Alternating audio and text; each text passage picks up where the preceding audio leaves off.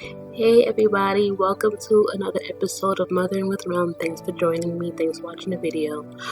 Please like and subscribe to the channel, like the video if you can relate to what I'm talking about right now. And of course subscribe to the channel, it really helps. I'm begging for likes and I'm begging for subscriptions, right? So I wanted to make a quick video about this is my tip 4 series about divorcing a narcissist, but this one is about dating after divorcing a narcissist. After dating or separating from a narcissist, it's understandable that you're going to want to go out there and you're going to want to attempt to find love again, but you're going to be reluctant to dip your toe in that dating pool because of just how crazy your situation was with this person, right? So you're going to be reticent about dating again, about interacting with other finding another partner, male or woman, especially if you have children. You're going to be very nervous about all of that, right? But I just have these tools. No one can blame you, of course, number one, for wanting to find love again. Everyone deserves that. God knows that the narcissist, they'll drop you and they will find someone at the drop of a dime. Going to do that though. We're going to be more careful because we want to enter into our next relationship healthy, where we're really fully aware and open to what's going on around us so that we don't fall into the same traps over and over again. So I just have a few little tips about what I did. I'm not an expert by any means, but just some tips about what I did, and hopefully it helps you guys. And if you guys have any tips that you have that maybe I didn't put out there, feel free to add them in the comments. So my first tip, for that to say that when I divorced and separated from the narcissist in my life, I was lucky that I found someone that we were friends first. So because of that, I was able to be very open and honest with him about what I was going through. He knew because we were friends, and that also, and me being open and honest with him about my situation, about the fight that I was going through and the fights that I'm going to have to come, it gave him the option to decide if this is something that he even wanted to be involved in. So I think that's really important, is being very open with the person that you are dating or talking to, or maybe you want to be in a relationship with after separating from the narcissist in your life, because it's taxing.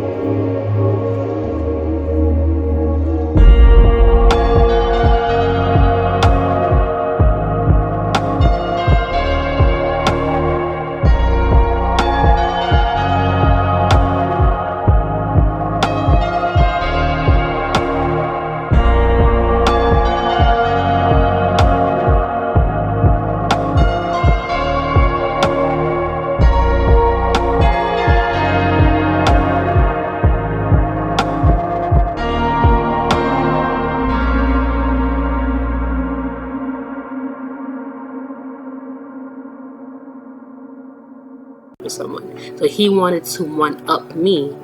Did it work out for him? No, but that's his business. I was not gonna rush with him, especially in that regard. Who's rushing into getting married again? So again, who's gonna rush into getting into a relationship with them again just because the narc in your life, they're in one too? That's what they want to do. That's their timing. Their timing and what God's timing has for you is completely different. Do not ever rush to compete with the narc in your life, because you're going to end up in the same cycle as they are, and you don't want to put yourself in that position. That's the whole point of leaving them, right? So that leads me now to number 2. Take your time, which will give you time to learn about the red flags of this person, this prospect that's in your life. You can only do this if you do step number 2, and take your time. It's true that you're never going to know someone completely as the person that's dating you, because there's things that we have tucked away that they may have tucked away, and it's going to take a lot of time for you to get to know all of those aspects of a person. No one's going to sit you down and give you their life story in a day. All of that takes time, right? But if you take the time to get to know the person, and again, to know the person, you get to see these red flags that they may have, it will save you a lot of time and a lot of heartache. In my case, the relationship with the narcissist in my life, it moved very quickly. I saw a lot of red flags that I ignored, but I kind of felt like at that point that I had to move forward with it, because things had progressed so fast, and there were so many things that were going on in a relationship. I felt like I just had to move forward with it. But in my marriage, there were a lot of red flags there that I ignored because I just thought that it'll change. So then that leads me now to my next point. Do not ignore the red flags that you see. Most times, when you're in a relationship with the narcissist, right, you're going to be love bombed, meaning they're going to be showing you all these kinds of affections. They're going to be writing you love notes and dedicating songs to you and buying you things, and professing how much they love you. Every time you hang up on the phone, I love you, I love you, I love you, I love you, I love you. You're going to hear I love you maybe 5, 10, 15 times a day, right? But you're also going to be gaslighted about a lot of things too, okay? They're going to gaslight you a lot. You're going to recognize something, bring it up to them, and they will make you feel as if you are crazy, you're seeing things, you're not processing things properly, something is wrong with you. So it's going to confuse you. Right? But don't let them do it. That's the whole point I'm going to. Don't let them do it. If you see red flags, and these are red flags that you cannot deal with, that are deal breakers for you, do not waver on that. The best thing you could do for yourself is to walk away. Walk away. Which leads me to the next point, which I believe is number 5. When you walk away, stay away. I saw red flags, and I did number 4. I stayed thinking that it would change, because I was told that I was loved so much, and no one's going to love you like me, no one's going to treat you like I do, and I stayed despite the red flags that I saw. If I walked away, a lot of things that I went through afterwards would not have happened.